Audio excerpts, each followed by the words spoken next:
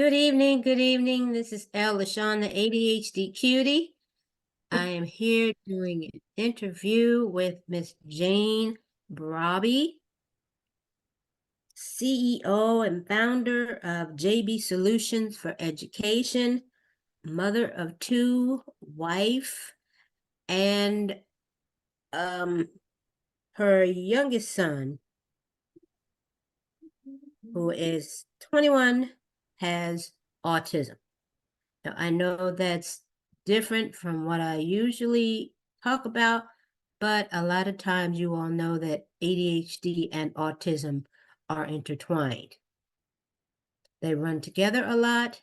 They get misdiagnosed quite often as one or the other. And so I'm tying that into the ADHD talks along with other neurodivergent issues. So today we're talking autism in a young adult male. Okay, Miss Jane. All right. You want to tell us a little bit about yourself before I start the interview questions? Sure. I'm Jane Brobbey. I live in Manassas, Virginia, right outside DC, with my two sons and my husband. I don't want to really go into my background too much, but I went to Howard University, God knows how long ago. I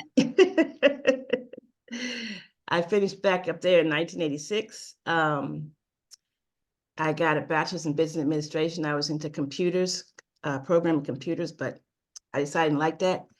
So I decided to go into, I guess, the family business education.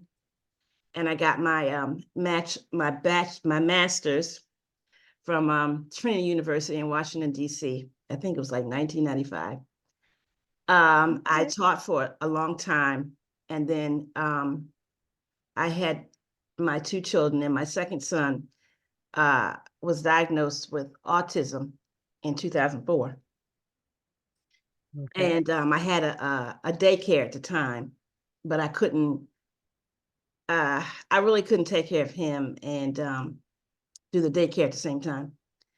So that's how I got into daycare, preschool life. And then I just was doing different types of things, different types of jobs until got into COVID.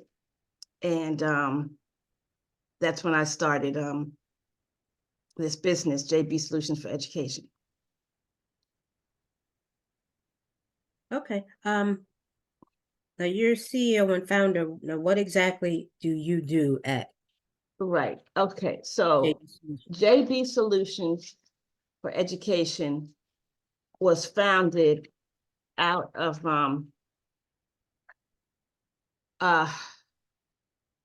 after I realized how much I had been through with my son and the school systems. Okay, well, let's walk through that. Let's walk through that. I had no idea. What age was your son diagnosed? I think it was about anywhere between 2.5 and 3. 2.5 and 3. Okay. Does autism run in your family? Is it hereditary that you know of, or on the dad's side? Okay, so nobody's been diagnosed, but I think my older cousin, who has since passed away, may have had it. I don't know. And my father had dementia, which is on the spectrum. He died from that. And before he got sick, he told me, he said there were people in his family, because it was such a long time ago, they didn't call it autism, but maybe. Right.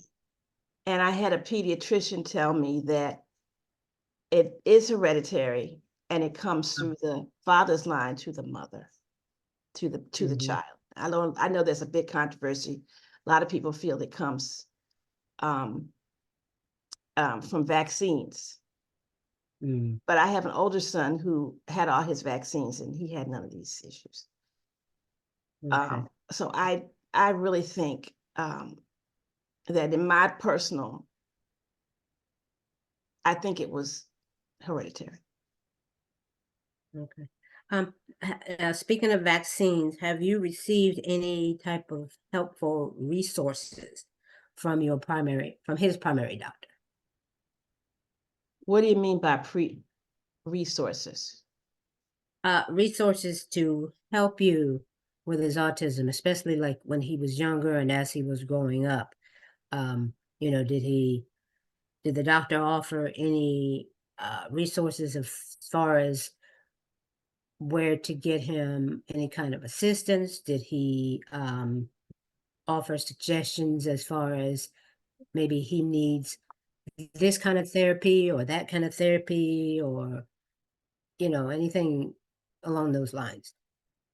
Did you get any of those kinds of resources? Because I mean, know of that for course, of course, when he first went to preschool, they didn't they didn't even want to, the school system didn't even want to give him speech. They said, well, I don't know, he did have some words, but they were like, yeah, he doesn't need it. And we're looking at them like, you evaluate him for speech, he's not saying anything. So he's nonverbal. Yes, he was nonverbal. And the term is, people like to hear not speaking, but yes, he was nonverbal. He had no words. I mean, he started out, he would jump up on your lap and he would start jumping up and down and yells up and down, up and down, up and down. He would, and then he would say, and then he got the thing of, hi, Dad, hi, Dad. And then one day all that was gone. And because right after he was diagnosed, he regressed and he lost it. I don't know. He couldn't use a computer mouse anymore. It just all went away. Did they give him regression at that time? They give him any kind of medicine or shot or anything to No, they explain don't. Well, back then, I don't know how they're doing it now, but back then there was no medications until you were 6. So when he turned 6, when he was turning 6, we had to go and get an all-night sleep something to make sure he wasn't having seizures. Well, I could have told him he's not having any seizures, but they couldn't find the seizures. I knew that, but we had to go. They had to make sure he had no seizures, and before they would give him any medication at all. So then, when he was 6, they gave him Luvox, I think, and this was supposed to help. But I don't know what's wrong with this video. But unfortunately, it looks like I've frozen. Yeah. Unfortunately, he could not tolerate the Luvox because he can't tolerate corn. To this day, he can't tolerate any corn. And Luvox had corn in it. So he had to stop that. And they went to Prozac. And that worked for him for a very few years. But then, you grow out of some of this stuff. So he had to give up a Prozac. And they also gave him clonidine, which they wanted him to take a couple times a day to kind of keep him calm. And also he took it at night so he could sleep. Now, was he able to finish high school, graduate? No, he left school. How did he get? He left school. At what grade? The end of 10th. Okay. And he said, I want my diploma. So I did his diploma through homeschooling. Okay. And he will march next spring. All right. Now, did the school system give you any support or assistance in any of this? No, they when he first left school, he and I had to kind of figure out how to do this. So he had a few homebound teachers, and they were basically, they didn't know anything about autism, the ones they sent to us. And so so that didn't go too well. And so he, so finally they did send us somebody who was an autistic teacher. They finally found somebody. She was very good. And she worked with him for a year and a half, but then COVID came and she moved to North Carolina. Oh, And okay. at that time, by that time, he had been doing the spelling classes. And that kind of gave him a lot of confidence. And he was he was also doing book club. So he was reading these books every month. And so he was reading adult books. And so we turned on the class, the computer class that they had set up for his section, his self-contained classroom back in the building. You know, everybody had to have a class during COVID. And they were reading Duck, Duck, Goose books. And that really wasn't, he had already been reading adult books. So,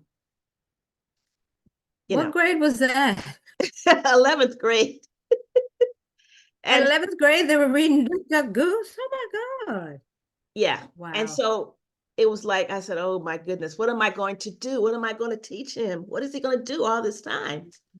So I said, okay, I know I can teach you some math. So I went online, I found a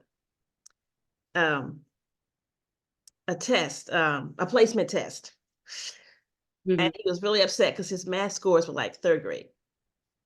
But in 3 months, I had him up to 6th grade. He really worked on it. And like I said, now he's in the middle of algebra 2. And, you know, they just, once you come into school, some of them, not all these classrooms, you come in, they say, oh, you're not speaking, then they must assume you're mentally retarded. Wow. Wow. Okay, now, how were you able to do all of this? Weren't you working or you had to give up your job? Tell us about that. I haven't worked full time since I gave up the preschool daycare. I've always worked part time. And so for years I substituted during the day when he was at school and did things like that. And but then for 5 years of that, I was running up and down 95 taking care of my dad. He was sick. But and so now I'm just kind of swinging back into it a little bit.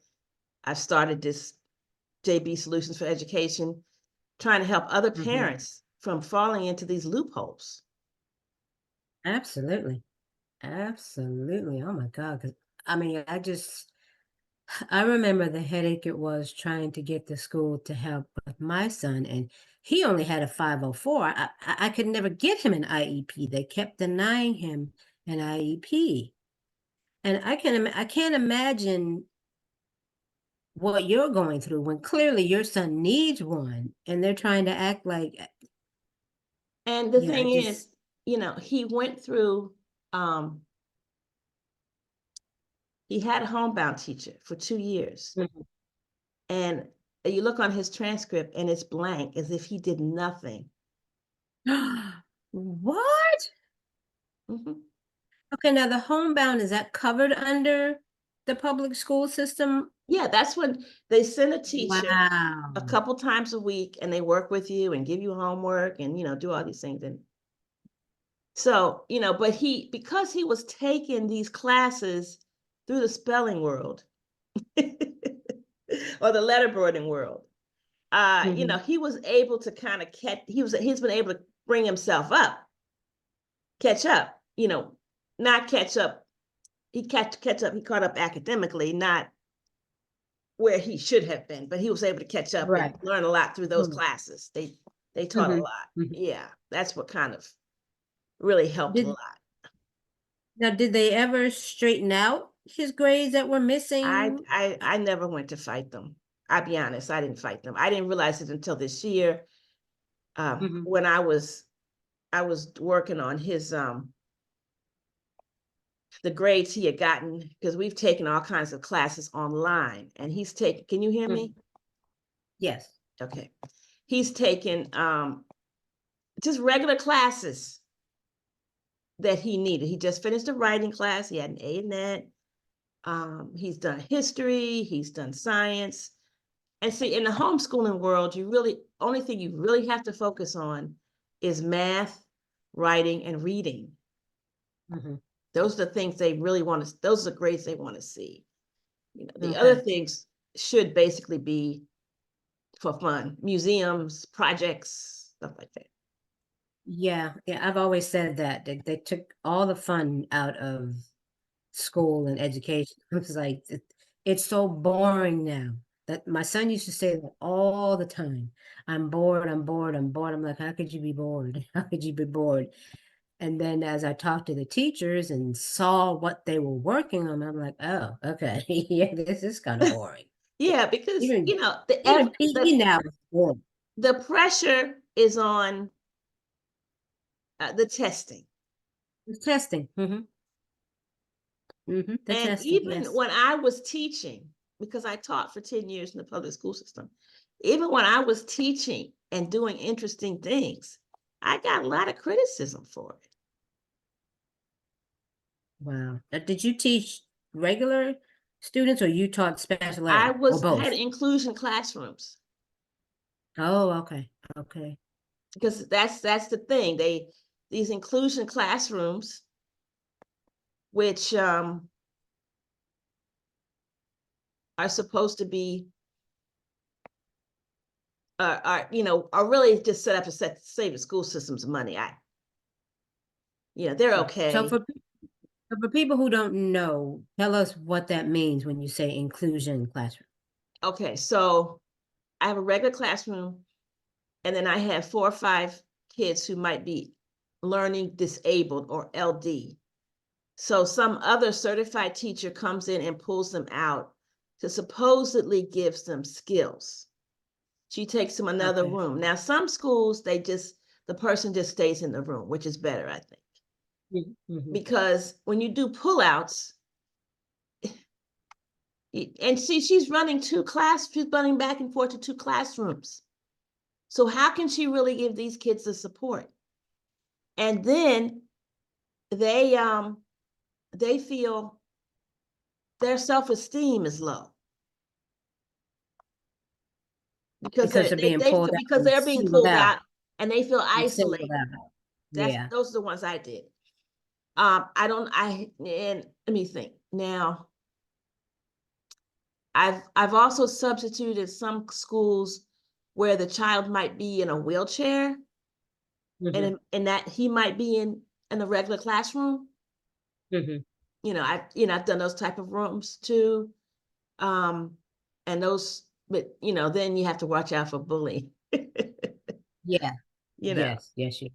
the I child remember the with my child can usually son. keep up, but you got to make I sure. remember with my son that they pulled him out uh in kindergarten, first grade, and second grade. They pulled him out um to help with his reading and to help with all the distraction because he seemed to be falling behind in his reading, but it was also because of his vision processing issues and his ADHD.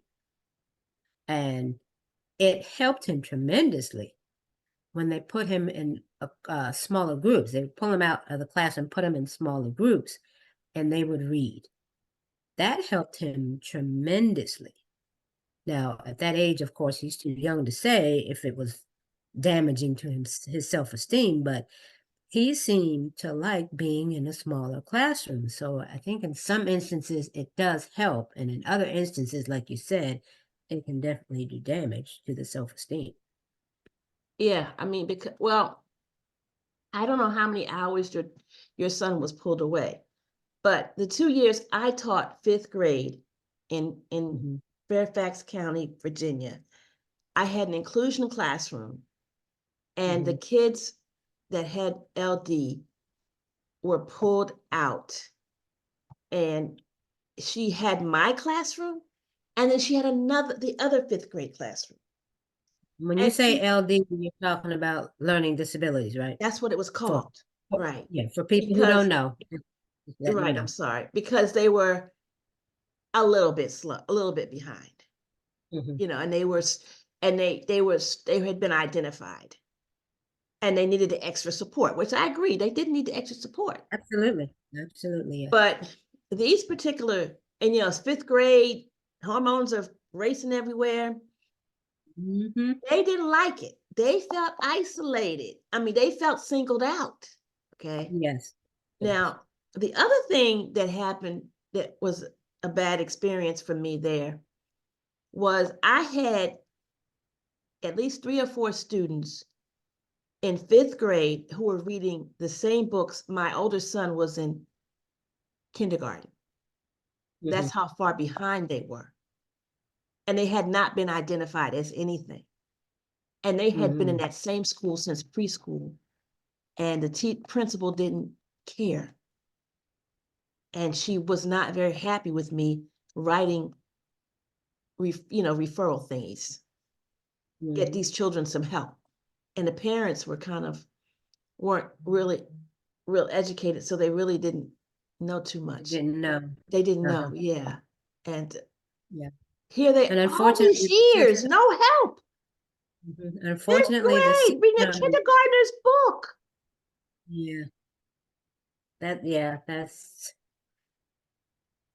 yeah. Unfortunately, the system relies on that. They count on that because the parents don't know. They count on the parents don't know, and they don't know how to find out, where to go, what to find out. And those who do know, like me, I knew a little, I knew some things, but they make it so tough to really get the help and even the information that you need. You get so frustrated, you give up. I'm like, well, no, you got the wrong parent because I'm never giving up. I'm not. And for 12 years, it was a fight. It was a struggle for 12 years. I'm like, this is ridiculous. What happened to education? It's supposed to be free, equal opportunity and all that. And the thing kids is, deserve, I've every heard, child deserves a free education and all that crap. And I'm like, that is just. and I've heard that these private schools that they single out these children and send them to these private special education schools aren't that great either. They have Yeah, I heard that too. IEPs. They have IEPs over there, and people think, well, it's private. It'll be better. It's being paid for. Blah blah blah blah. Not necessarily. Yeah, not necessarily. Now, I will admit though, my younger son, he was sent to a public special needs school. Yeah, he was able to go there for 2 years. That was the best thing they did for him. And when he got there, he went there because they claimed he was having all these behavior issues. But that wasn't the problem. When he got there, they said, we don't see these behavior issues that they wrote in all these, they had written all these terrible things about him. We don't see this, And the problem with the public schools and special needs is, and not everybody, some of these teachers just don't have the training, and the specialists don't have the training either. And just because it's an ABA person, don't think they have the training either, or the speech or the OT, because if they don't understand autism, because my son right now is going back through therapy again for OT and speech. And I am having to go back. Occupational therapy, I'm sorry. And I'm having to go back and explain to these so-called specialists, nothing against them, about autism. Yeah, I found that out when I was trying to get my son help with ADHD, that they're not specialized. Their training is general. It's kind of like nursing. They all go through the same program, and it's not until you get into your junior year then you start to specialize. And I figured that it's like that with the teachers. They have to want to go through that. They're not required to go through that, correct? They don't have to have that special training to deal with special ed. Yeah.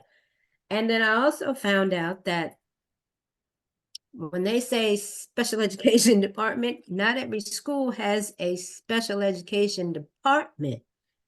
They have a local setup in the Department of Education and they dispersed those people out to the different public schools. So one person could be covering like 4 or 5 different schools. I didn't even know that. I thought the special education was in the school, and it's not. No, they And then have. the thing that really blew me away was for ADHD at the school where my son, that's not even covered under special education. The guidance office was covered. I'm like, you got to be kidding. They They don't know had anything one about person in charge of special education for 5 different schools or something like that. That's how it is Yes. in Prince William County. Yep. Yep. Yep.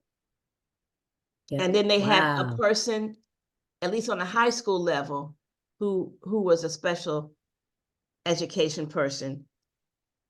And then they had a principal who was in charge of special ed. I've dealt with all Wow. those people in there We didn't years ago. But we didn't yeah, even have that. No clue. they, No. and I just, I realized how I got into this was people kept telling me, you seem to know an awful lot. You should help other people. And I was like, I don't think I know that much. Yeah, my dad used to tell me that. Yeah. My And dad I used to think, tell me, oh, well, I don't want and nothing then, to do with it. but then I started to realize, oh, because I find myself on Facebook answering all these questions to these people. You should try this, or you should try that, or, because Mhm. of the experience that I had, Yeah. that's going on Yeah. in my brain that I didn't even know I had, and, Yeah. but Yeah, great. I took a lot of parent classes for Mhm. under the speller's world, because I don't want to get into that controversy. Mhm. And that's how I found out a lot of that. They really taught me what autism was and how to deal with it. I took a special education classes with the school system. No, I didn't learn anything about special ed. I didn't learn special ed until my son was diagnosed, and I found out he became a speller or a typer, letter boarder person. Mhm. And I started taking these classes for parents. And that's when I began to learn about all these things. And Wow. one thing I learned, and I'm not sure about ADHD, but I do know that autism has a lot of medical components to it. And a lot of times they will label these kids, these people when they're young, oh, he's a behavior problem. But it's not always behavior. A lot of times Right. it's something medical, and they can't express it. Even if they can talk, they can't figure Right. out They why they're can't. having this issue. And, oh, he's a behavior problem. He's not a behavior problem. He can't tell you what's going on. Right. Right. Yeah, we definitely experienced that because I know, like, if my son was off his medicine, if he had forgotten his medication, he was so hyper and just so out of whack. And the teachers would be calling me like, he's misbehaving or he's being mischievous. I'm like, no, he didn't have his medicine. I said, he's not able to regulate That's himself. the He word. he doesn't know what to do with all of that excess energy. And like you said, he's not able to articulate and communicate and say, I forgot my medicine. My brain is just going wacko today and I can't control it. That's what's going on. And it shows up in the behavior. What's going on in their brain shows up in their behavior. And that's what you see. You can't see what's happening in the brain. You only see the behavior that manifests as a result. They cannot communicate. They don't have the cognitive ability to do that. That's what so many people don't understand. What you're seeing is not always something that they can control. Right. And see, It also, looks like misbehavior, but it's not. autism It's a is manifestation of the also an brain. inflammation of the brain. I don't know about ADHD. It's a different ball game. But I know Yeah, no, that's autism different. is an inflammation of the brain, and nobody talks about it. I've read about it, but nobody talks about Mhm. it. And they don't, so it doesn't get resolve. Yeah, you don't And you don't read parents, about that either. Yeah, when you're doing the research, you don't see that. parents, you have to search it out. And parents Mhm. do not want to, they're not like you, they're afraid to give their kids meds. Well, I don't want them doped up on meds all day, but Sometimes they need it. Sometimes they need it. And my son, at first, he was, when he was little, of course, he was taking it because I was giving it to him. But then as he was getting older, and I really think he was being bullied or picked on or whatever, he was resisting it. So I would find it hidden in his room, all over in the closet, under the bed, and trash can. And I'm like, what is going on? All of a sudden, you don't want to take this medicine. And as like you said, I think that, he felt, like he was being singled out, that people knew. but did he have to go take it during the school day? He would take it in the morning, but it altered his personality. It calms their nervous system down. So he's not as hyper and funny and whatever, because without it, he's the class clown. He's talking too much, out of his seat. Kids love that. Oh yeah, class clown. Yeah, they love that. But when he's on the medicine, he's very mild-mannered. He's almost lethargic, but he needed it to get through the day to help him to stay focused and calm to get the work done. And so, yeah, he Yeah, resisted it for well, a while, but my then he son got took, to a point. He got to a point where he actually told me, I need it. I know I need it. And so he got back on schedule. So, my yeah. my son, Kwame, who has autism, he took Ritalin for years, just to help him focus. But He now he's wanted to give my son Ritalin. I said, absolutely not. getting I to said, no. Ritalin, but he's off of it No. now because it was just it all of a sudden it just seemed like it was just increasing his anxiety. Mm-hmm. Mm-hmm. So now he's taking this natural stuff. I don't know how long. And then when I tried to increase the natural stuff, he started stimming. Okay. Now, for those who don't know, yeah, so for those who don't know, explain I'm stimming. sorry. What is it? Here we go again. He became overstimulated, I guess I want to say. What like? Or Okay. so can't give too much of it, and Hmm. it's always a balance with these meds. Yeah. Yes. And so one year somebody said to me, you need to try to go natural with him. So by that time he was using a letterboard, and I asked him, I said, do you want to try, the summer's coming, just and we can get you off of everything? And he looked at me and said, no, I need my meds, please. Oh, wow. So he knows, Wow. you know, he knows he needs them. So he doesn't mind taking them. He knows what it's like not to be without them. And we try to do a balance. He also has a natural health medicine doctor, Hmm. um, they're not covered by insurance. They're very, very, very expensive. Of course not. Yeah, of course not. Yeah, they're never covered. So, but I she is think an I MD and think a she lot of might. this would be I think a lot of this would be dispelled or not even existing if we were back to the natural. I really do. Yeah. All the pesticides and stuff that they spray your food with and the stuff that they have to put on it to ship it and all of that. I really think that has a major effect on our health, and it's coming out with all the because autism and ADHD is like it's like COVID, and like it just blew up. It's like COVID. Every ADHD child came out of the woodworks during COVID. I'm like, you Really? all are I just thought this recognizing ADHD was around because they're before not in COVID, the but no, ADHD I'm was saying, around I'm before no, COVID. I'm saying it's like they all of a sudden were really recognizing it and verbalizing it. You were hearing way more about it when COVID hit. I'm like, this is not nothing new. This has been around. You all just didn't want to, You didn't want to recognize it before. Now you don't have a choice because these kids are really struggling at home. It's in your face now. So it's like they had to recognize it. I mean, every time I would reading something about it, hearing it on the news, I'm like, this is not new. This is not new. This does not just pop up. But I think that the school systems should give more, I don't know what kind of word, more support to parents to kids who have ADHD.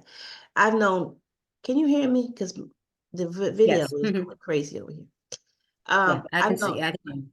many parents, many kids who just, they need that 504 in the school system. They need somebody to help them organize their school things, their homework, in their book bag at the end of the day. My friend, my older son had a friend who has to come over here sometimes. He had ADHD. They both have it. And he would leave all his stuff here. He was so confused. He'd be weeks getting all his stuff back home.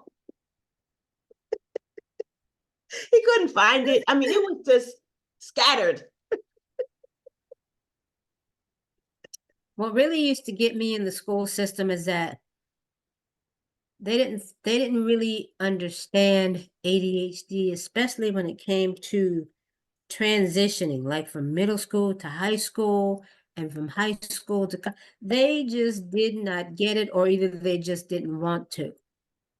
There was no, because the ADHD kid needs a little extra hand holding, especially when they're going from elementary to middle school. There needs to be some kind of bridge there to help them get ready for that. And they don't have that. And then going from middle to high school, and especially going from high school to college, because once they get to college, that's it. All of the little support that you finally get after all the fighting is gone. No, the colleges are working with special Gone. needs kids now. The colleges are working with some special needs kids. Like for your son, absolutely. They're not But working for with my ADHD son, kids? if it's a hidden ADHD like my son, he seems high functioning. He seems, I mean, fine, because in certain areas he struggles, but his grades are very good. But that's because I stay on him and make sure he's studying and da da da da da at home. So all they see is the good grades as a result of that. He had to go to the special ed department and show all of these records, all of these letters, and da da da da da. And even with all of that, some of his college professors were still able to say, "Yeah, no, we don't do that. We don't give extra help." I'm like, yeah. So it's not a all across the board thing. It's individual. The But they're, instructors can say they're not looking yes for or no. extra help. They should be looking for extra time. Well, he got a note taker, which I didn't even know existed. He got somebody to take his notes for him because it was hard for him to focus and keep up with all that the professor's saying and take notes and just being in the whole college environment, because he was doing college courses along with his high school. So it was a lot. Oh, yeah. And being thrown into the college, being thrown into the college environment without like a transitional introduction is difficult. That's difficult for any student. But it was really difficult for him with his ADHD and his vision issues. It was just a lot. And he got through it. It took a lot of extra to get him through it, but he got through it. Okay. So I'm saying that it's not readily available. It's not an automatic thing.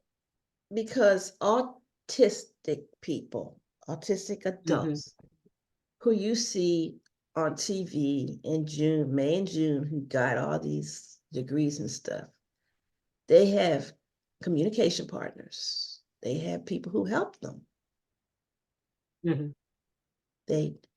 I don't know how they pay for it, but they have to have some extra support. Yeah. Yeah.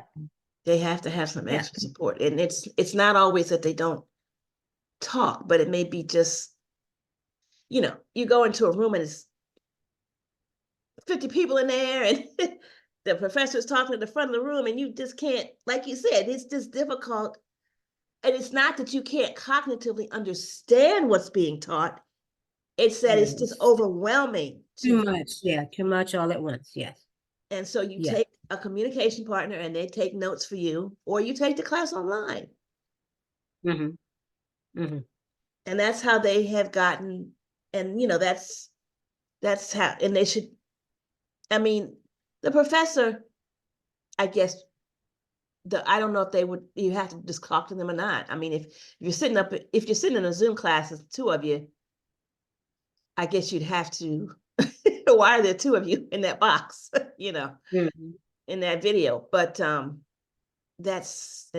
if my son decides to move on, that's what he'll have to do. He'll have to take online classes with somebody sitting there making sure he gets all the notes. Right.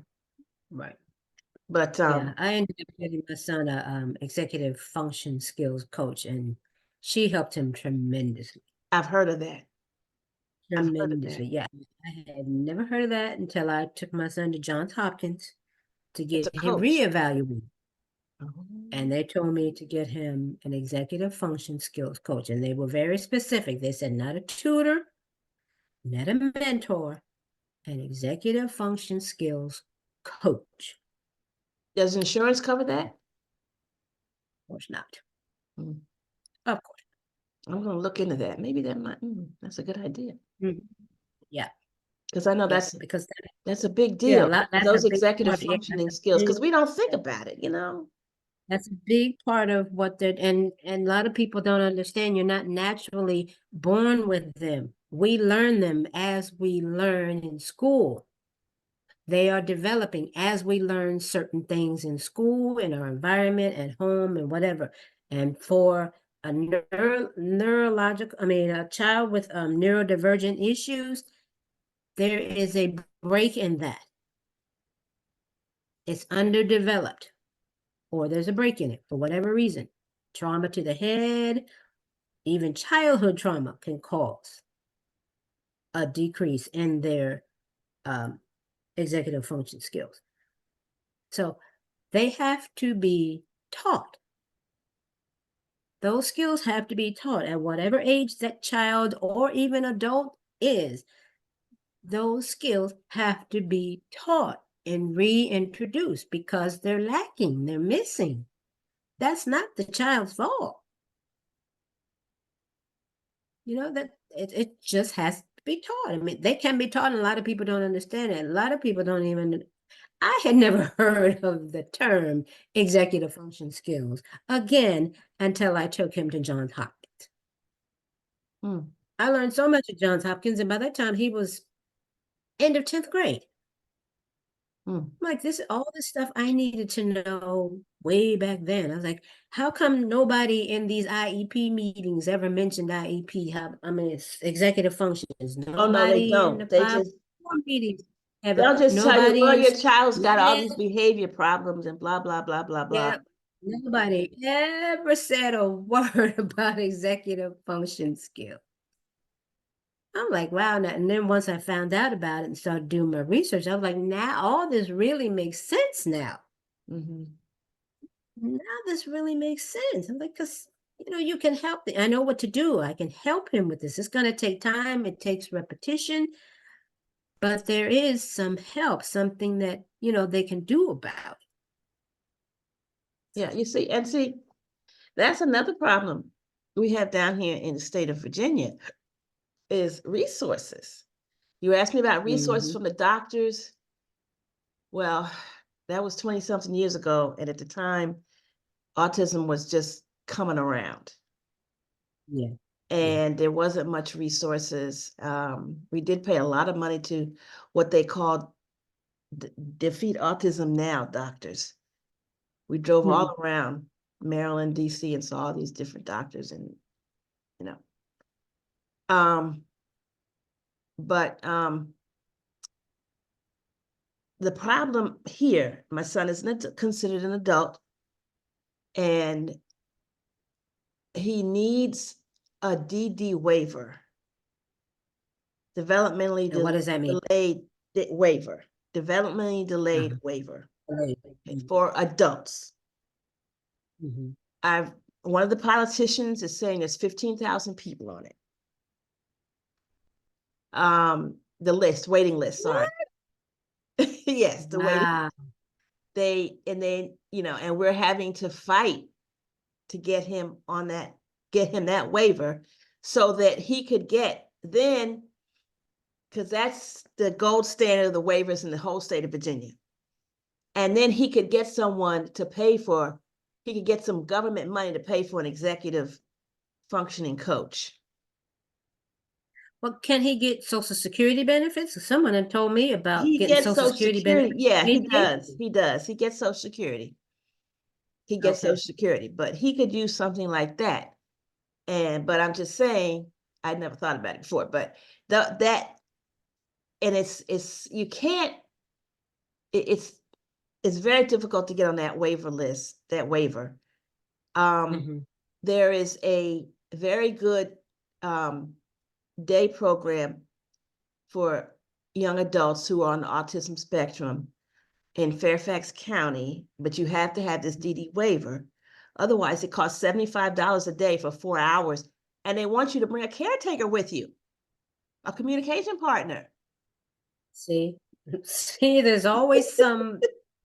Now, if you have a DD waiver, you can get the waiver to help you, Yeah, but they know that there's a waiting list. They know that. 15,000 people, they know that. and nobody's saying anything, in this state. Nobody's really complaining. Wow. We had to go through, and they have also what they call a priority 1. And my husband and I had to go through a lot just to get him to be considered priority 1 to get, and that gets you up there, and eventually hopefully he will get onto this waiver so he can get other things for himself. Okay. Now, does your husband go with you to these meetings and appointments and I did all of that? This time he had to go. For the priority 1, he had to go. Because that involved going to see his doctor and getting a letter saying, blah, blah, blah, blah, blah. And mine too, Yeah. Yeah. Well, for the men out there who are dads and are not really involved, I would say you may want to start getting involved. Some to men are these doing good. meetings. They've had some groups for men. Yeah, some of them are doing them, yeah, but some of them are not. If you are able to go, I would say go. And I say that because I have a dear friend who has a daughter and granddaughter who have special needs, and his wife was handling everything. She suddenly passed. I know. And now he is having to deal with these two. One's an adult, one's a teen, and he has no clue what to do. I mean, he knows their condition, but he never went to any of the meetings or appointments or anything else. So now he's like, well, what am I gonna do? So yeah, my husband went in the beginning, but I don't know. Somehow I just ended up with the role. But I agree with you. And I'm a lot, getting ready to a lot of put women do. A lot of women do. But yeah, the men need I'm to getting go ready if to they're put able together. And then he said the wrong thing at an IEP meeting, and I was done with him. Oh. Yeah, he signed. I said, don't sign. He said, I'm going to sign. We got to sign for this. I said, oh, jeez. I don't need you anymore. And I said, I'm done. You just stay away, please. Oh, okay. So mama kicked him off the team. Mama kicked him off the team. Okay. Okay. All right. So some of us are doing it because we have to. Some of us are doing it because we're frustrated with daddy and we kicked him off the team. You didn't get it. You didn't get it. Right. Okay. Yeah. I said, I don't need this.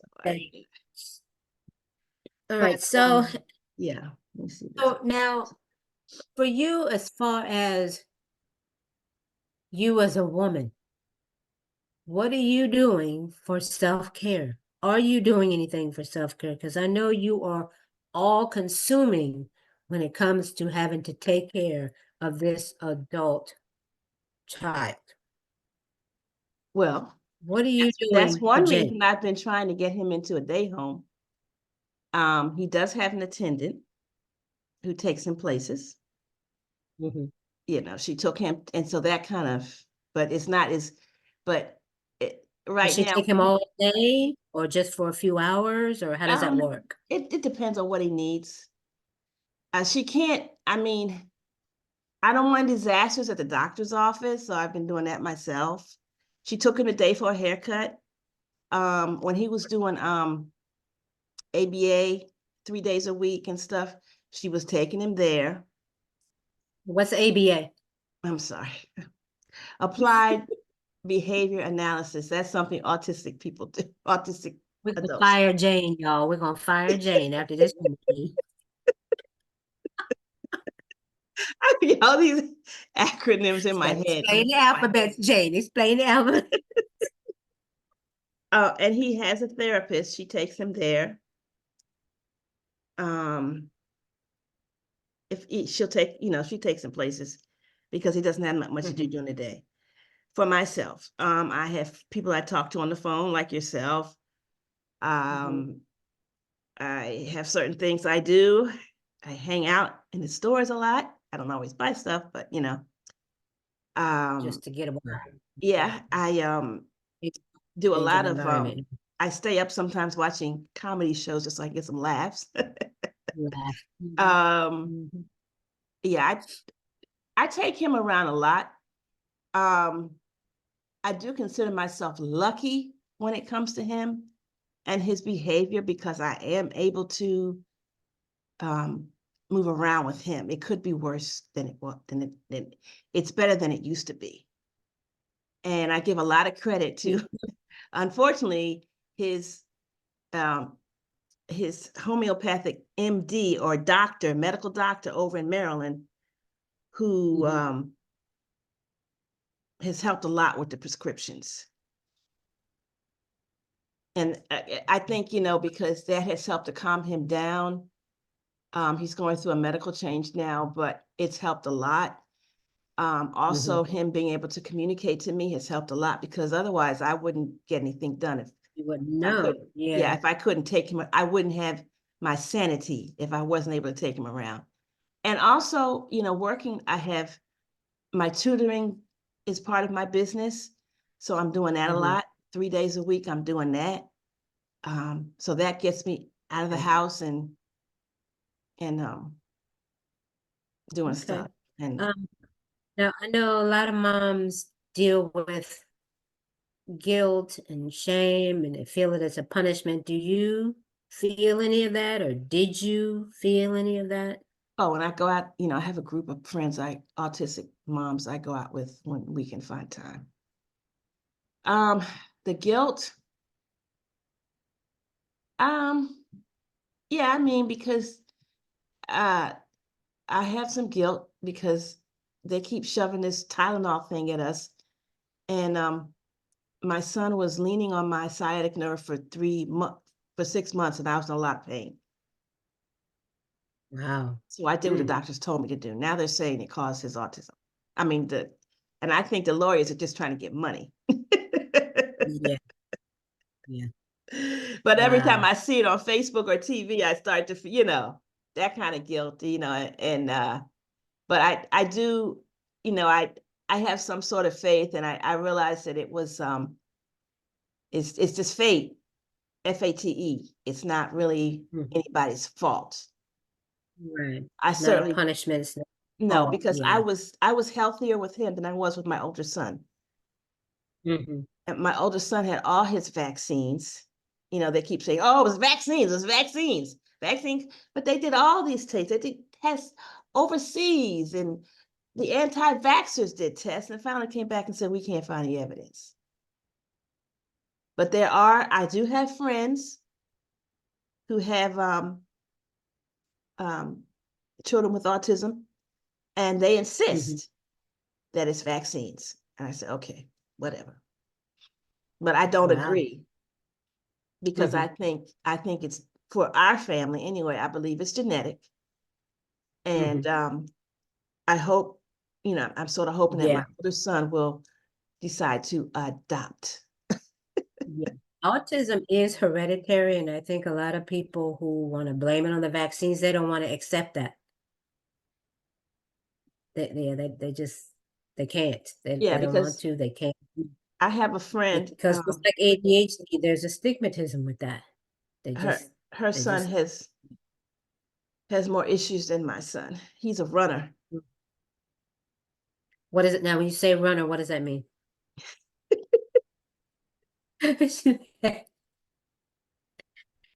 I'm sorry. He runs away. Okay, he'll run. Run where? Run around the house or run out the door and down the street? In front of traffic. Into traffic. Oh my gosh. Yeah. Oh my God. He elopes. Okay. Wow. Yeah. My son will stay wherever you put him.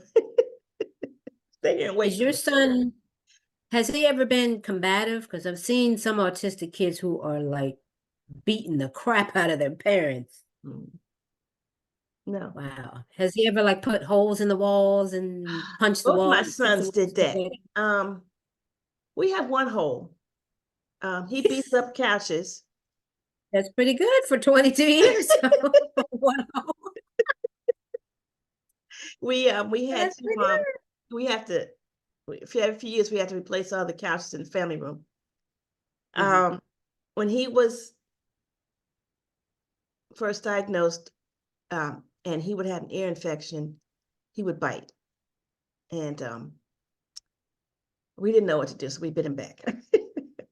Not the best. But I mean, what are you going to do with an autistic child? You can't really punish him. Right. I mean, we didn't break any skin or anything. So he got out of that, attacking people. Yeah, because it let him know how that feels. Yeah. Yeah. And, every once in a while he'll, if he's really upset, so back off. You don't want to be, because he's not really swinging at you. He's right. So now, how do you deal with that? How do you deal with that in public? If he has an if episode he like that in seems public, to get how do you upset do in public, we head for the that? car. We don't You stay. just leave. Yeah, we're gone. We don't, and he's not a talker, but he will let you know when he's really upset. He'll start screaming, like, I wasn't really upset. I was upset, but when I told you we had a car accident and I wanted to stop and get something to eat, he wouldn't stop screaming. He wouldn't calm down. So I had to take him home. This was after the car accident? And he was in the car with you? Okay, so he was upset because of the accident, and he just wanted to go home. Yeah, that's understandable. He That's wouldn't stop understandable. screaming. So once I put my foot to the gas, he was like, Because that makes sense, because he can't talk and say, I want to go home, but screaming, that got your attention. Okay, Mama, no, we don't want to go to McDonald's. We don't want to go to the gas station. I just want to go home. Yeah, I mean, stressed out. that's all they have to communicate, then yeah. Okay, that makes sense. And he, most of the time, he'll, like I showed you that poem he did. He'll type out what he's thinking if you ask him. We're trying to get him over that hump where we won't have to ask him anymore. He'll just pick up his iPad and tell you. If I give him his iPad in the morning, he'll type out, good morning. I'm hungry. I say, well, what do you want to eat? Say what he wants to eat, Wow. Amazing. That is amazing. The technology is, yeah. Yeah. And this last piece of software that I found online for $22, I should put it on Facebook and the other places. It's the best one I've ever found. Wow. Mhm. Wow. But Yeah, maybe you can send me the link for it and we can put it in the description box yeah, for because your it is very for helpful, your for yeah, kids. let's do that. Let's definitely do that. Do you have any other products, any books, any Yeah, other products you I've got suggest or these that you books,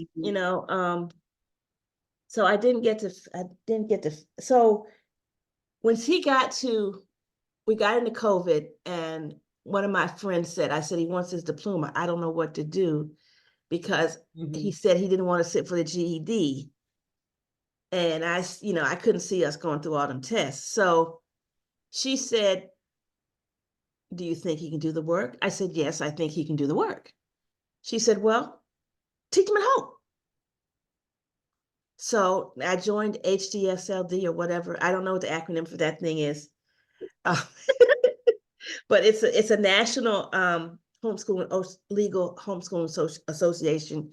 And any state you're Mhm. in, if you need homeschooling legal issues or anything like that, they have a big website. Mhm. They will help you.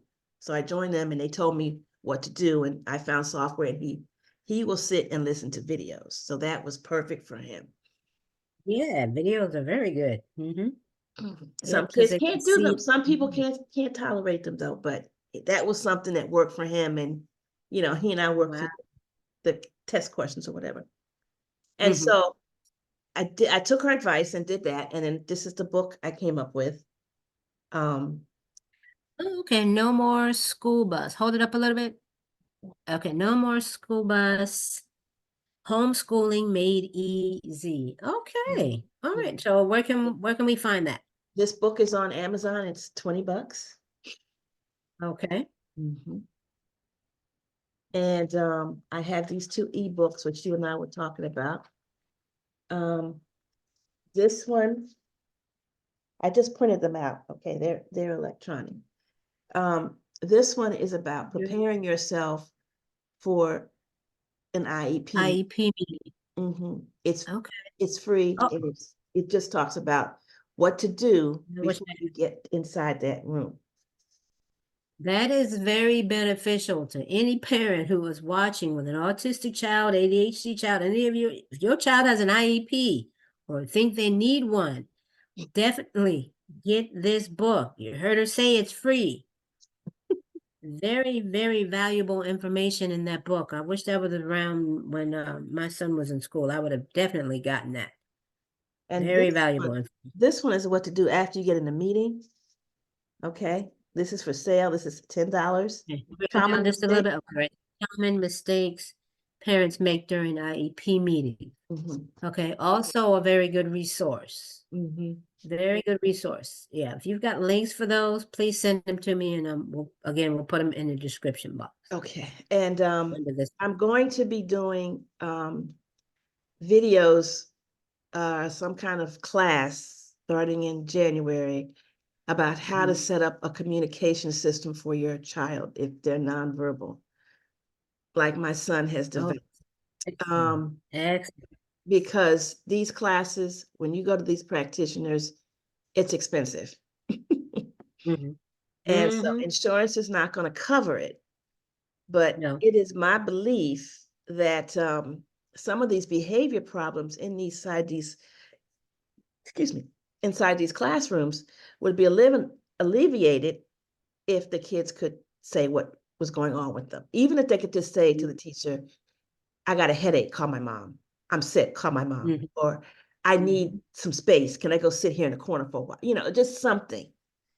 Something. Yeah. And so Yeah. I'm developing that. I'm going to do the videos, and because there's a whole bunch of steps that people go through to get themselves to what they call, I'm watching what I said today, open communication, which means they can just Mm-hmm. talk off the top of their head. And so I'll be Mm-hmm. doing that. You can look for that in January. And the other thing I'm Okay. working on is I couldn't remember when I was talking to you, motor memory. That's a big thing Okay. in the autism world. Um, and I'm going to be writing an ebook on that. Motor memory. Memory. Okay. Now That's what is like, break how that down? you can get in your car or you can do something without almost looking at it. Mm-hmm. But it's a different story. It's very important in the autism world to be able to do that motor memory.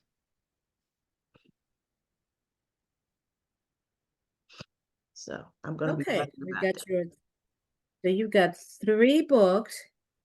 You got the videos for communication coming in January. Okay, anything else? Mm-mm. No. No. Okay. Now my last question is, me and your son as an adult, he'll never be able to be out on his own, correct? Never be able to get his own apartment and Well, job and I mean, he can, it would have to be set up so he could. like in a group Somebody, home or something somebody like that. just wrote a book, and I don't know where I put it, about going to school with an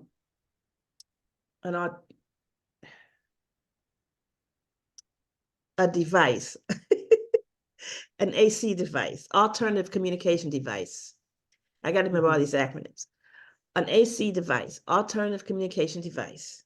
Mm-hmm. And I read half the book, but how it was set up is that the teacher had everything set up in the classroom so that he got there, he could function. Okay.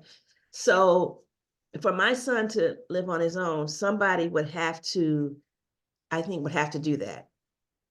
They'd have to have his meds set up, his clothes set up for wherever he was going to do that day, or his computer, whatever, and he could go and grab it.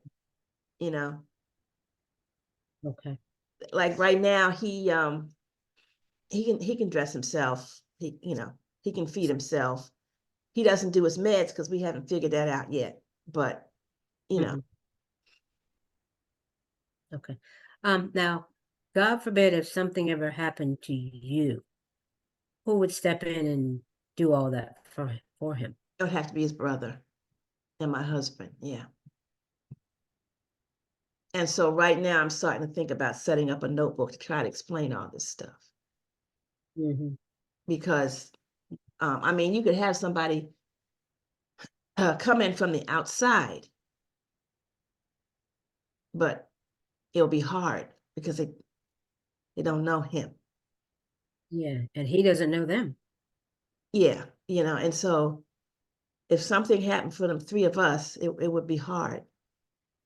Mm-hmm. Um, so, I'm going to uh, set up a book um, to try to explain, especially when it comes to the food.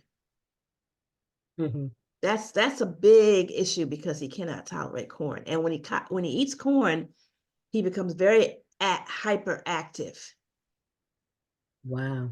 It's a night. He's like a totally different person. Wow. So anything with any kind of Medicines, candies. I mean, I when he was younger and he was in Halloween, I would go to the Giant or the health food store and buy him candy that I knew didn't have any corn in it. now when did you find out about the corn? How young was he when you found out about the corn issue? About 3, because he was in a stroller, and we were sitting there at the Dan Wow. doctor, Mm-hmm. the Feed Autism Now doctor. They're gone now. They call Mm-hmm. him something else. And he was sitting there eating a bag of organic corn chips, and I thought it was fine. And the doctor looked Mm-hmm. at me and he said, "What is he eating?" And I said, "He's eating organic corn chips," like I was getting on defense. And he said, Mm-hmm. "Look at his eyes are glazed over. He can't tolerate that corn." I thought, oh, Wow. I wouldn't have known. All Yeah, these you years, I wouldn't have don't known. know. I Yeah, wouldn't, you because don't it doesn't come up on blood know tests. what you don't know. Yeah. It does You not don't come know up what on you any allergy blood tests or anything like that. Yep. You don't know. I mean, as parents, we are always learning. People always assume, you're the parent. How come you don't know? Well, they don't come with a book of instructions. And you just can't Come on. it's like, we don't go, if we go to the beach, we got to have a hotel room with a refrigerator and at least a microwave. Oh, I need that. Even without autism, I need that. Yeah. Because he doesn't do well with restaurant food. Restaurant food is a big problem. No, I got to have somewhere for my ice cream, my cereal, and my snacks. That's right. I'm with him on that one. So now, so do you all do much in the way of vacations? Do you go to like out of town and resorts and cruises and all? Do you all do We all of that? haven't done cruises, but we do go out of town. We have done resorts, and uh we've done King's Dominion, and now we're getting into the flights, and we're thinking about the cruises and those things. And Mhm. we're starting to think about going overseas, taking them overseas and stuff like that. We've been hesitant, but Oh, now, like I said, it's not like it used to be, so we don't really have as much fear mhm, about taking him up on an airplane. But I've mhm, been looking at it, mhm. just taking him just from here to Philly, and it was like $300 a piece. So we're Yeah. trying to find Yeah. something we could just ride, you know, just so he could get Mhm. because that thing that they did at National Airport, it just ran around taxied around. It never went up in the air. So you don't know if your child can tolerate the turbulence, when the airplane. Yeah. Oh, okay. So you're talking about like one of those where they mimic the flights okay, they do that at National. Okay. So he Yeah, they went through do it at TSA National and and all they of do it that. at Dulles. Dallas too. He went through TSA and all of that. Took off his shoes, Okay. stood there in that little. Oh, wow. Yeah, because I've been doing a lot of research on that because I want to put together groups of moms like you where you can do group cruises just for the moms, and then we're going to have trips where you can also take your autistic children. And I have been researching and finding out about these airports that do these mock flights. They also have hotels that do mock stays, and they have these cruise ships that do the mock cruising. So I've definitely been researching and partnering up with these brands so that we can get these trips together for moms like you. Yeah, well, we've done the hotels. The only problem I mean, when he was younger, he was more active. So I Mhm, used to go into hotel and say, we got to have a bottom floor because people would complain, if you mhm, were up on there and you'd be jumping up and down, just like in an apartment. Um, mhm, mhm. but now he doesn't do all that anymore. He's older. He doesn't bounce around as much. Yeah, Only problem there's we've had special hotel is chains that is the there's when he gets overstimulated walking through the lobby, he'll start making those noises. hmm hmm Yeah, there's special, yes, airports, specific hotels, and even specific cruise lines have uh, staff that's specially trained on how to deal with that. So they shouldn't be getting that pointing and the staring and the mistreatment, especially going through TSA. I've heard some horror stories where autistic Oh. kids go through TSA and they think that they're either on drugs or just having a fit because they're throwing a temper tantrum just because, not understanding that they're having a meltdown as an autistic child.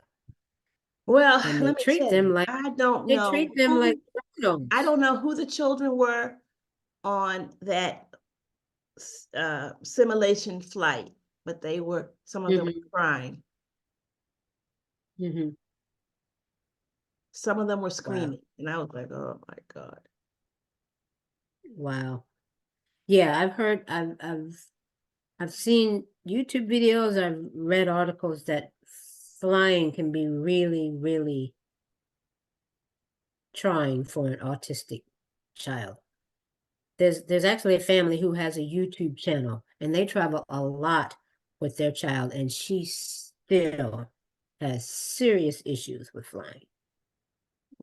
I'd So like that to watch may her just be video. something that What is she it called? it's called Fathering Autism. Okay. They cruise a lot. They cruise a whole lot. Okay. And they usually have to fly, of course, to the cruise ports. I know. Some of them are close enough where they can drive, but those that are not, of course, they got to fly, and they prepare her as much as they can. But yeah, Yeah, she well, has a tough. we were thinking a wheelchair um through the airport, and then some and before we had to test out tranquilizers before we get on the plane, a month or whatever Yeah, at the time, yeah, because you could definitely ask for a wheelchair because there's no prerequisites for that. Anybody can ask for a wheelchair. Anybody. yeah, because he and I were there and we got all the way through, and well, they had these stops all the way through, because and so I had coffee and I had to go to the bathroom. And so we went in the bathroom and I thought he was going to stand there and wait. And when I came out the stall, he was gone. This is at this airport thing. And I was like, Oh my so I God. started calling him. Somebody said, oh, he's out there. And I asked him not too long. I said, why did you leave that day? Why did you walk away? And he said, I wanted to go sit down. We had been doing a lot of walking.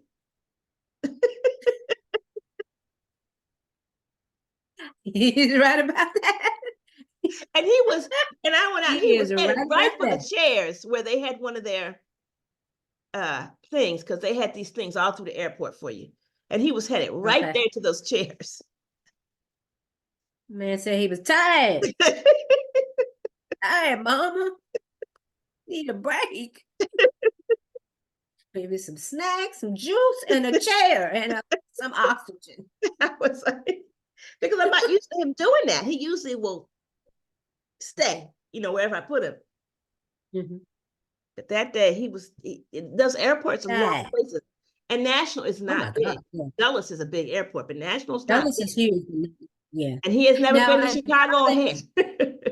now at Dulles, I know they have that tram thing that you got to get. Did you all do all that too? Because you got to get on the tram and take you to the No, I know the what you're part of talking that about. No, section of the you didn't do that. Okay. only thing we had to do was walk and stop at the stations. Like I said, I forget the name of the company whatever was set that thing up. But we had to go and stop at each station. They send you this way and send you that way. And we went through TSA, but we didn't have, I've been on those trams. We didn't have to do that. Okay. Yeah. Last summer Now we went when to Metro. when you all travel, does he have because I read about one of those, some kind of pass or something that he can have to put on him that gives him special privileges where you guys can like board the plane first, get off first, He's go never in been anywhere in different an theme airplane. parks. We've Oh, always he's driven. never He's been never been anywhere in an airplane. Now oh, okay. Theme parks, does he have theme anything for that? parks. Yeah. Yeah. Because I always take somebody. I don't like those rides anymore. Yeah. But but so if his brother can't go, I'll find somebody. I'll pay your ticket. You'll pay for your ticket. Just That's what I tell my son, baby. You got to find somebody else. Mama does not do that. No. so I find somebody to go, and they can. I said you can avoid the lines. Just go to the customer service or whatever guest services, and they will give you a pass to avoid the lines, and you can take him all around. I just follow them all around all day. But Yeah. no, That's good. That's good. That's cool. That's very cool. Okay.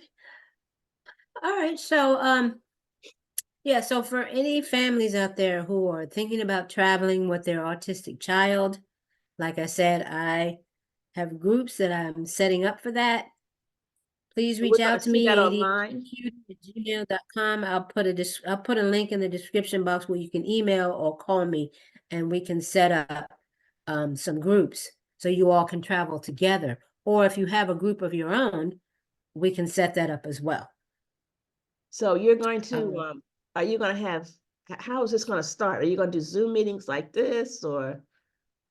I can definitely do Zoom meetings because I know people are going to have questions. So whatever they want to discuss in these Zoom meetings, passport, how to apply for a passport online, visa requirements, if you're talking about going on cruises, certain ones you have to have a passport, like was a Virgin Voyage now, even though it's all adult. Just get so giddy when I say that. Virgin Voyage, all adults, no children. You have to have a passport.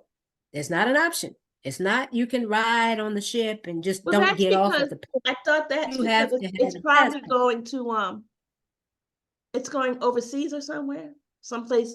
It's going to stop someplace that is not. But most cruises will allow you to cruise without a passport. You just can't get off the ship. You need the Oh, passport to get back on the ship, to come out of their country and get back on the ship. That's where they check your passport. Virgin Voyages won't let you on the ship without the passport. You have to have one, which is fine because I just got mine. how long did it take you to get it? Because I need to redo mine. Only about a month and a half. It didn't take long at all, which I was ready to wait for like 2-3 months because everybody kept saying, "Oh, it's gonna take forever. It's so long now since COVID and blah blah blah blah blah." But That's it what I only took heard. Yeah. and I went on the very last day when they were allowing people, because that was my first time getting my passport. So you have to go into the office, one of the offices or the post office. You have to go in person for your first time. The day that I went was the very last day they were doing that in person. Now it all has to be done online. So that's what I was saying. For anyone who needs to go through that process, needs a little extra hand holding, we can do Zoom meetings and walk through that process. Okay, Show because them how to I do it. lost mine. I have to get another one. And I was thinking that it was going to We take a can long do that. time. Okay. For the cruises, I've partnered up with one organization, and I'm in touch with another one where they have staff that are specially trained. That's all they do is train to deal with autistic children. So So what about autistic adults? they're certified. Yeah, there's no age limit with one of them. One Okay. of them that I deal with, there's no age Oh, limit, so they adults can go, and I've seen them on YouTube with these adults. So okay. So it, how it's would true. the food be set up? The food, you'd have to talk to them and let them know if he's got any special needs, any allergies or what have you. And they're very good at accommodating your food needs. I mean, they have this thing down to a science. So they really, really are very good. And they mostly work with Royal Caribbean, and the Royal Caribbean staff has been trained to deal with the autistic So kids. So now when you sign up for these cruises, this autism cruise, do you pay extra when you get there? Okay, take my child swimming, take him you are, bowling. well, it's included in your cruise package. So there is an extra charge for that because they have these, like I said, the specialized staff, and the staff goes on the cruise with you. Yeah, I They go on the understand cruise that. Okay, with yeah. So from this organization. They're going, so that is included in your cruise package, and they have it so that it's I think it's one staff to every 2 or 3 persons with autism.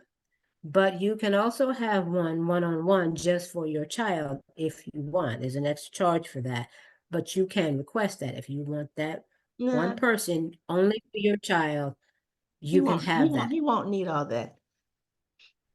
Okay, and then they take care of them to the point where you can go, you and your husband can go somewhere and have couples time, and they take care of the child.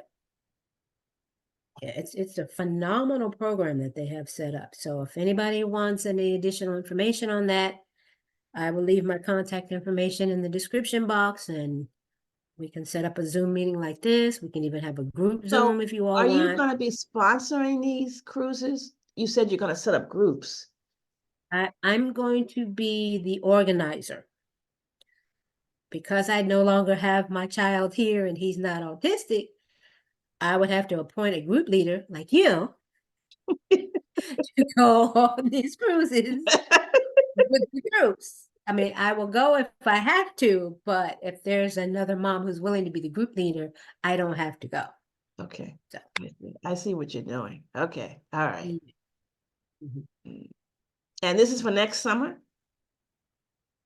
This is for, let's see, I've got a group of moms set to go in August. I want to do one around Mother's Day. I'm working on that one to do one for Mother's Day. We would definitely be on a smaller ship because Mother's Day can be really overwhelming on cruises, or any vacation. You know, people just, well, I don't know, since COVID has just changed everything. So I don't really know. I can't even say that anymore. But it used to be just crazy on cruises for Mother's Day because everybody wanted to go on a cruise. Who wouldn't want to go on a cruise for Mother's Day? But And where do these, uh, I have check to that be, we out. have to fly out of Florida? I mean, we'd have to cruise out of Florida or New York? It doesn't have to be. Um, it depends on the people in the group and where the majority of them are from. If the majority are from Florida or close to Florida, then yes, we'll fly to Florida. And Florida has several different places where you can cruise out of. But if the majority of them are up north, like you in Virginia, we can leave out of Baltimore. We can leave out of what's the place down there? Norfolk. And have you Norfolk has a cruise advertised in port. all the parenting groups and stuff? You have to be careful with that on Facebook because they don't like you to be promoting and advertising it. So you kind of got to Well, be there's careful. certain groups you can. Certain ones, yeah, but a lot of them you cannot. At least not with In fact, travel I agent stuff. know, And so, in fact, but she must have, okay. I know somebody who might be interested. Yeah. mhm, Okay. yeah, because I'm licensed to be an independent travel agent now, so I have to be careful with where I promote and put stuff. So Okay. yeah. So, but I do have a YouTube channel. I put a new YouTube channel out specifically for moms with neurodivergent children, and I'll put the different trips on there. I put different tips on there for self-care, even just basic stuff like when you're home and giving yourself a massage and massaging your scalp and caring for your skin and just stuff like that that most they just don't have time for or they don't even think about because they're so busy with the child. But mama, you got to take care of yourself too. So, got to take care of yourself. Okay, Miss Jane, tell us please where we can find you. Oh, um,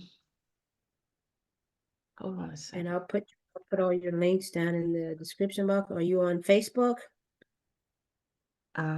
Yes, Facebook. On Facebook, is it Jane? Is it under your name, Jane Barber? Or is it under your business, Yeah, it's under my name.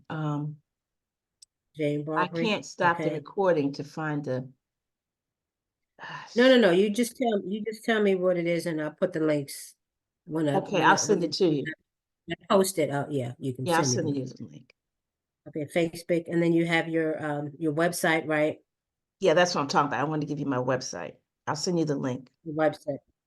Okay, yeah, you can send me the link, and I'll put it down in below in the description box. All right, so Facebook, your website. Are you on Instagram or Go what? are you on Instagram? Yeah, I have to send you all that stuff. I don't have it in Okay, my head. Instagram and all right, Instagram, and LinkedIn, LinkedIn. and Okay. yeah, there's Yep. two. So anyway, we can find you, get in contact with you, find out more information about your organization. Please include those links, and we'll definitely make sure And I'll we give put you them. my email. Yeah, jbsolutionsfored@gmail.com. And my Okay. phone number too. Definitely. We will definitely do that. Okay, you guys, that's it for the ADHD cutie. Again, make sure you